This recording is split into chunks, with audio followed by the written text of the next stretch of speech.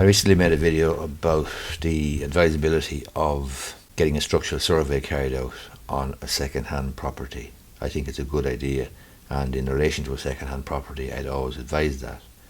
I published a video on TikTok and a guy left a comment there saying that the bank will insist on that anyway. That's not the case. This is a common mistake, the mixing up or conflating of two completely different reports. One is a valuation report, which the bank will require and which will want as part of the mortgage application process.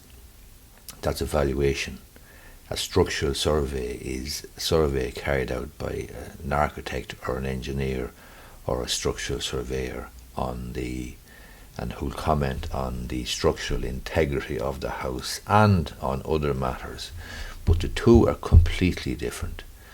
And to put it in context, a structural survey is something that I recommend you get done for a second-hand house. The reason is you're buying the second-hand house in the condition that you find it, so it's a good idea to find out what condition it's actually in.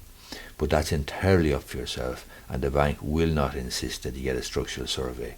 The bank will insist that you get a valuation done.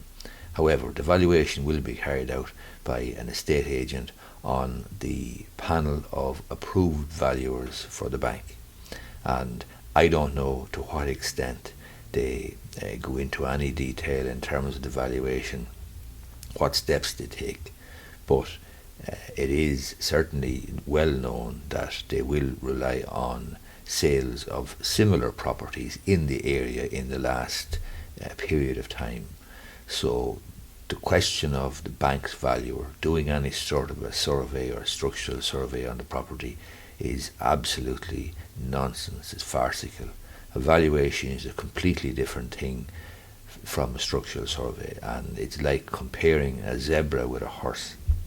So be clear on that. If you're buying a second-hand property, I recommend that you get a structural survey done, and the structural survey is for you. On the other hand, if you're borrowing money from the bank will insist that you get a valuation done, and the valuation is for them. Hope you find the video useful. If you do, I'd appreciate if you gave it the thumbs up down below, and you may be interested in subscribing to my YouTube channel. I make videos about Irish law, property, entrepreneurship, small business, all that sort of thing.